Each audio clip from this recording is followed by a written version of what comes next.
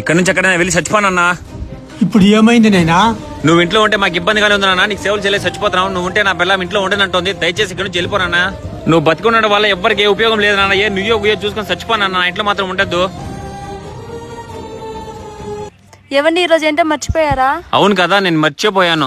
నానా ఇదిగో ఈ నిమ్మరసం నీళ్ళు తాగు. ఏం నాన్న ఎంత ఎండ కాస్తుంది? ఇంత ఎండలో నువ్వు బయట కూర్చోవాలా చెప్పు? లోపలికి రా, ఏసీ ఆన్ చేస్తాను, చల్లగా కూర్చుందువు. నువ్వు ఈ ఎండలో కూర్చోంటే నీ కోడలు బాధపడుతుంది నాన్న. నిన్ను బయట కూర్చోబెట్టాం. రా నాన్న, ఇంట్లోకి వెళ్దాం. నేను అన్ని రెడీ చేస్తాను. నువ్వు వచ్చి హ్యాపీగా కూర్చుంది రాన్న ఇంట్లోకి, సరేనా?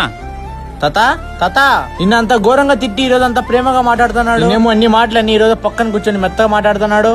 అదే నాయనా, 1వ తేదీ కదా మాకు పెందరుచ్చే రోజునైనా, అందుకేనైనా నా కొడుకు అంత ప్రేమగా చూస్తా ఉండేది. ఈ కాలంలో తల్లిదండ్రులు చూసే పిల్లలు ఎవరుంటారైనా? అంతా డబ్బు చూసి వచ్చే పిల్లలే కదనైనా.